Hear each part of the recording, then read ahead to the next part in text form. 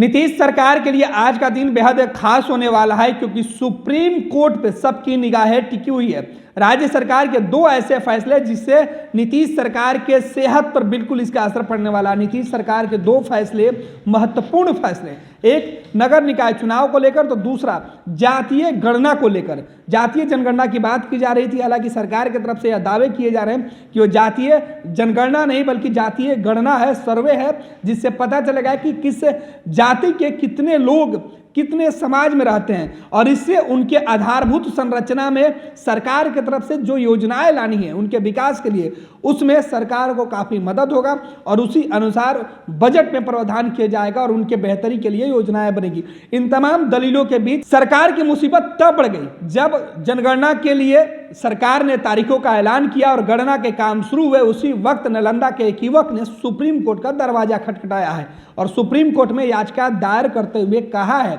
कि राज्य सरकार को यह अधिकार नहीं है कि वो अपने स्तर से कोई भी जनगणना करा ले। इसके बाद सुप्रीम कोर्ट में इस मामले की आज सुनवाई हो रही है। दूसरा मामला बिहार में नगर निकाय चुनाव जो संपन्न हो चुका है उसे लेकर है।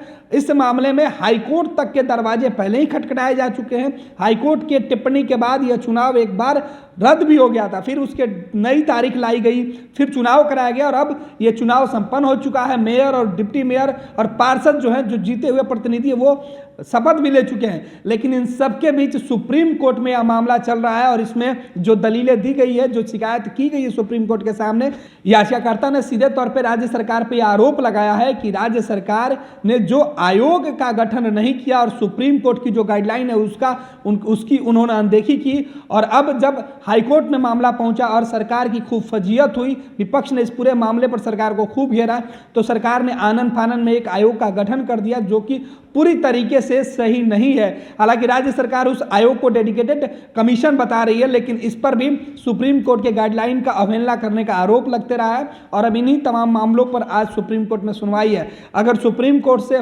फैसला सरकार के खिलाफ आता है तो नीतीश सरकार की बड़ी मुसीबत हो जाएगी, क्योंकि दो अहम फैसले में महागठबंधन की सरकार अपनी बड़ी जीत बता रही थी, खासतौर पर जातीय जनगणना को लेकर, जिसको कि गणना कहा जा रहा है। इस मुद्दे पर सरकार अपनी पीठ थपथपा रही है। वहीं आरजेडी और जेडीयू ने यह कहा है कि जो वो चाहते थे, तेजस्वी यादव ने कहा था कि लंबी जो लड़ाई है उसकी जीत हुई है, तो दूसरी तरफ बीजेपी ने इस पर सवाल उठाया और अब यह पूरा का पूरा मामला सुप्रीम कोर्ट पहुंचा हुआ है। हमारे सहयोगी तेज प्रताप हमसे जुड़ेंगे और बताएंगे कि सुप्रीम कोर्ट में आज क्या कुछ होने वाले हैं और कौन कौन से खास जो मुद्दे हैं इन दोनों मामले में आज सुप्रीम कोर्ट में सुनवाई होगी। तेज, क्या कुछ मामले हैं सुप्रीम कोर्ट में? जी गणेश, आपको बता दें कि आज दो मामलों में सुप्रीम कोर्ट में सुनवाई होनी है।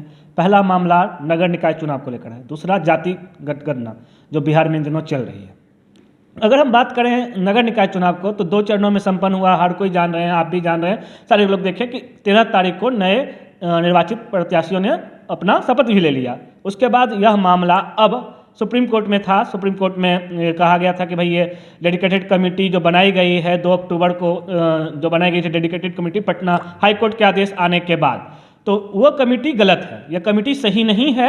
और ये केस जो है इस बेस पे तैयार किया गया था कि जो सर्वे करवाया जाएगा, बिना सर्वे करवाए हुए आपने आरक्षण देने का फैसला किया और आरक्षण नहीं दिया, इन तमाम चीज़ों को लेकर पटना हाईकोर्ट में केस किया गया था। जिसके बाद हाईकोर्ट से यह फैसला आया था कि भाई आप चुनाव अभी स्थगित करें, लेकिन और उस हाईकोर्ट ने कहा था कि आप डेडिकेटेड कमेटी बनाएं, डेडिकेटेड कमेटी की रिपोर्ट तैयार की गई, रिपोर्ट के आधार पर कार्रवाई होगी। लेकिन उससे पहले ही यह मामला सुप्रीम कोर्ट पहुंच गया, जहां सुप्रीम कोर्ट ने इसे डेडिकेटेड कमेटी को मानने से इनकार कर दिया, लेकिन उन्होंने कहा कि आप चुनाव करवा सकते हैं। तो उसके बाद बिहार सरकार ने राज्य निर्वाचन आयोग को आदेश दिया था कि आप चुनाव करवाएं, तो चुनाव संपन्न हुआ। लेकिन अब आज का दिन अहम रहने वाला, क्योंकि आज के दिन इस पर फैसला आएगा कि डेडिकेटेड कमेटी की रिपोर्ट सही है या गलत है, या जो चुनाव करवाए गए हैं वह सही हैं या नहीं है, जो नए प्रत्याशी शपथ लिए हैं वह सरकार चला पाएंगे राज्य नगर की या नहीं चला पाएंगे। दूसरा मामला क्या है? दूसरा मामला जातिगत जनगणना को लेकर है। जातिगत जनगणना बिहार में हो रही है, लोग जान रहे हैं कि तमाम शिक्षक लगे हुए हैं, राज्य के लोगों के पास जा रहे हैं, मकानों की गणना हो रही है। सोमवार तक इस रिपोर्ट क्लियर करके दे देना है।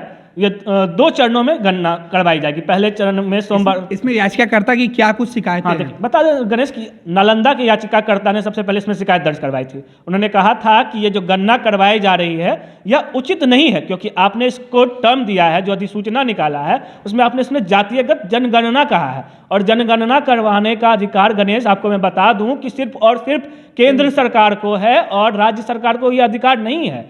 इसी को मद्देनजर रखते हुए याचिकाकर्ता ने सुप्रीम कोर्ट में सुनवाई की थी, उसके दरवाजे खटखटाए थे कि भाई ये टर्म गलत है, आप किस आधार पर गणना करवा रहे हैं यह बताएं। इसके साथ ही साथ एक हिंदू सेना है, उन्होंने भी याचिका दायर की थी कि भाई आप जो है समाज में विद्वेष फैलाने का काम कर रहे हैं, आप लोगों के बीच जा रहे हैं और पूछ रहे हैं कि भाई आप अपनी जाति बताएं, इससे समाज में विद्वेष उत्पन्न होगा। इसके बाद उन्होंने भी सुप्रीम कोर्ट का दरवाजा खटखटा था, याचिका दायर किया था, जिसके बाद सुप्रीम कोर्ट ने कल ही सुनवाई की तारीख थी, लेकिन टेक्निकल प्रॉब्लम के कारण 27 जनवरी का गया था, लेकिन बाद में देर शाम सुप्रीम कोर्ट ने इसे फिर से आज का तारीख तय किया और आज इस वीक सुनवाई होनी है गणेश, जिसके बाद यह फैसला आएगा कि क्या उचित है और नहीं है। क्योंकि और यह फैसला गणेश मैं आपको बता दूं कि बिहार सरकार के लिए अति महत्वपूर्ण रहने वाला है, क्योंकि बिहार सरकार दोनों चीज को अपनी सफलता मान रही है, लेकिन अब यह सफलता उसकी कितनी बड़ी होगी यह तो सुप्रीम कोर्ट के फैसले के बाद ही पता चलेगा। बिल्कुल, बहुत बहुत धन्यवाद तेज प्रताप। तो हमारे सहयोगी बता रहे थे कि किस तरीके से आज का दिन राज्य सरकार के लिए बेहद खास होने वाला है, क्योंकि 2 मामले में सुप्रीम कोर्ट के अंदर आज सुनवाई होने वाली है और दोनों ही मामले